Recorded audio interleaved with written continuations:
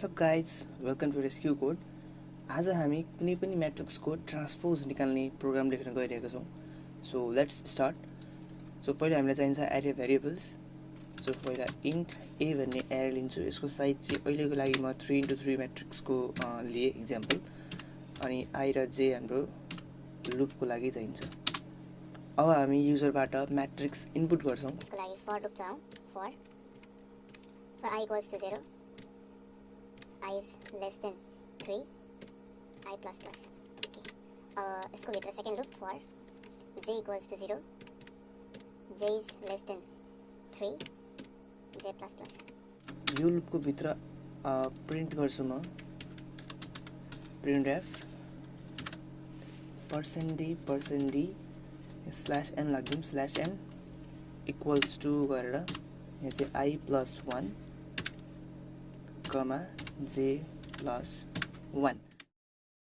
यदि तपाईलाई मैट्रिक्सलाई कसरी इनपुट गर्ने र मैट्रिक्स फर्ममा कसरी डिस्प्ले गर्ने भन्ने कुरा थाहा छैन भने माथि दिएको आई बटनमा थिचेर तपाईले त्यो भिडियो हेर्न सक्नुहुन्छ. त्यहाँ मैले एक्सप्लेन गरेको छु कसरी मैट्रिक्स फर्ममा इनपुट लिने र कसरी मैट्रिक्स फर्ममा आउटपुट गर्ने भनेर. लिंक डिस्क्रिप्सनमा पनि हुन्छ. scanf अब मैट्रिक्सलाई इनपुट गर्नलाई scanf %d एन्ड यसलाई सुरु गर्ने a को i j भन्ने इन्डेक्समा. ओके, यति गरिसकेपछि हाम्रो मैट्रिक्स इनपुट भयो. अब मैट्रिक्सलाई जस्ताको तस्तै प्रिन्ट पहिला गरौँ.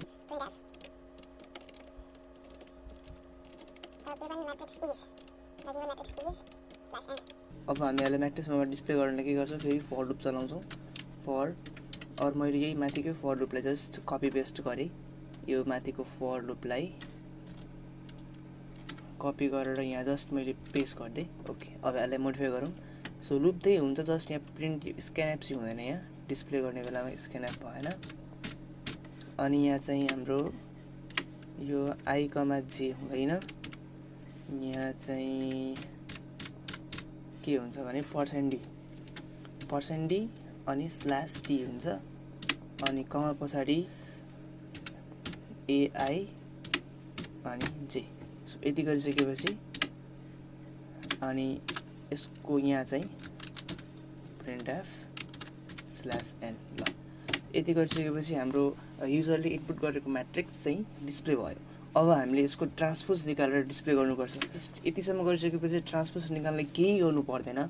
यो सबै फर लूप कपी गर्ने अनि यसलाई जस्ताको तस्तै यहाँ पेस्ट गर्ने. यो भन्दा अगाडि म यहाँ एउटा लाइन लेख्छु.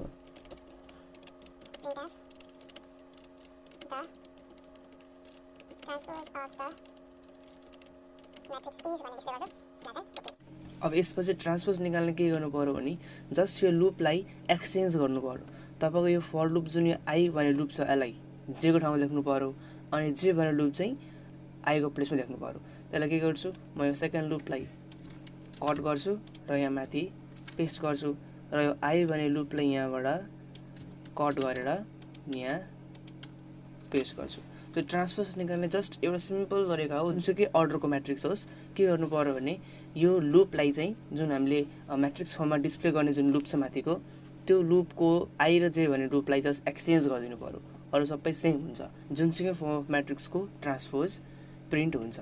So let's check this. अहिले मैले सेभ गरेर कम्पाइल रन गरेँ.